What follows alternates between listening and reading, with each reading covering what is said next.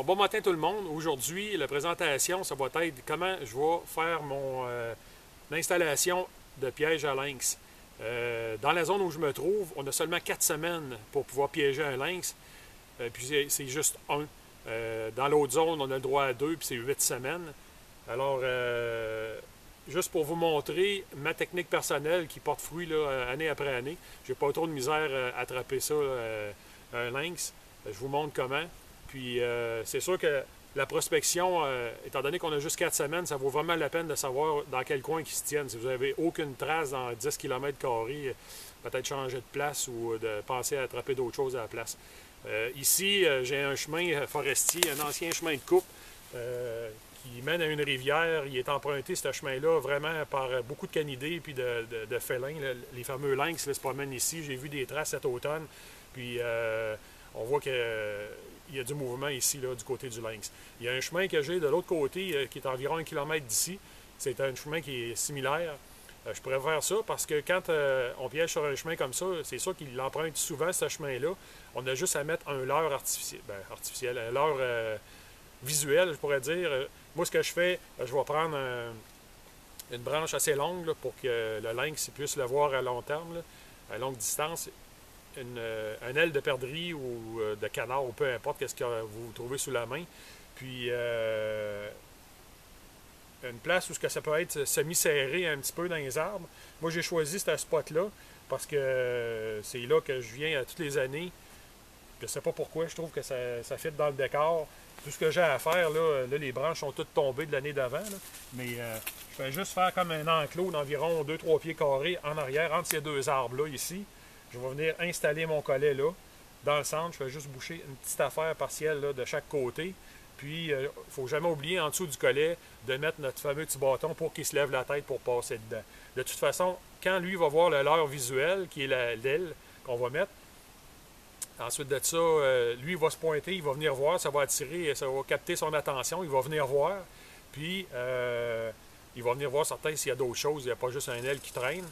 Il va s'aligner la tête, là, puis il va voir dans le fond. Il faut que vous soyez certain, je ne pourrais pas mettre le collet ici, puis la pas en arrière de l'arbre à terre. Il faut qu'il le voie. Le premier champ visuel qu'il a, le contact qu'il fait, il faut qu'il voie la pas. Dans le fond, vous pouvez mettre, j'alterne d'un à l'autre, je vais mettre des restants de lièvre sur un côté ou des restants de perdrix. Puis je vais mettre le triple take qu'il appelle, là, qui est bon pour le coyote, le lynx puis le renard, sur un bout de bâton, comme on voit souvent dans des programmes. Là. Fait que lui, quand il arrive, il voit un ou l'autre. Pourquoi je mets les deux? Parce que si je mets juste la perdrix, il va arriver soit un vison, soit une belette, puis ils vont partir avec. Ils vont le manger sur place ou ils vont partir avec. Fait que si vous trouvez qu'il n'y a plus rien, ben au moins il va vous rester ce tapas-là, qui fonctionne quand même assez bien. Fait que ça, c'est mon truc que j'ai. Je vais vous montrer une photo là, en arrière-plan là, pour voir de quoi ça a l'air. Puis une visite régulière, un bon collet avec des bonnes barrures, puis préférablement ceux qui ont des springs à tension dessus. Ça fait la job, puis c'est pas mal ça. Fait que je vous reviens avec le reste du vidéo.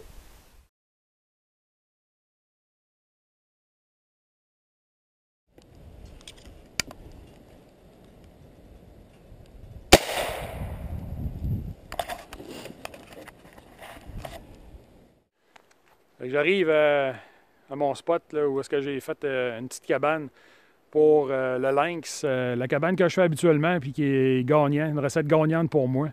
C'est pas bien compliqué. Sur le bord d'un chemin. Ici, cet automne, j'ai vu plusieurs fois des traces de lynx puis je me suis dit, c'est sûr qu'il y en traîne un dans le coin. Ce que j'ai fait tout simplement, je vais vous montrer de quoi ça a l'air. Ici, j'ai mis un collet entre ces deux arbres-là. J'ai juste nettoyé le fond, clairé ça bien clean, bouché l'extérieur pour pas que les bébites ou qu'une grosse bête puisse rentrer par l'arrière.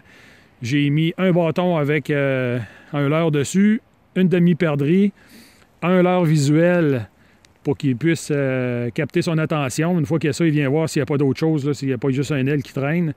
Puis il faut vraiment, quand il regarde dans le collet, qu'il voit direct dans le fond, qu'il puisse voir l'appât. Et lui, il va voir que du feu, il va rentrer dedans, puis c'est ça qui se passe. Il va arriver, il va rentrer dedans.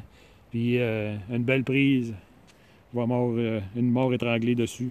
Fait que un autre petit lynx dans ma collection.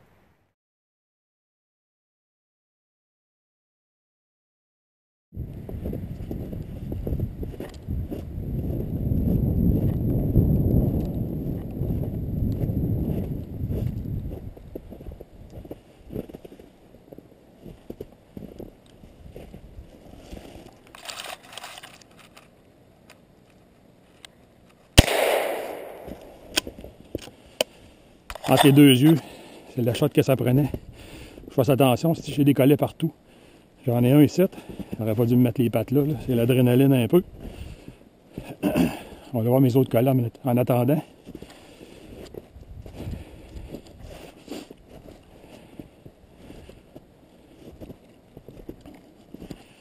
Ah, c'est ça, il y a des pistes neuves. Je venais de s'en venir là.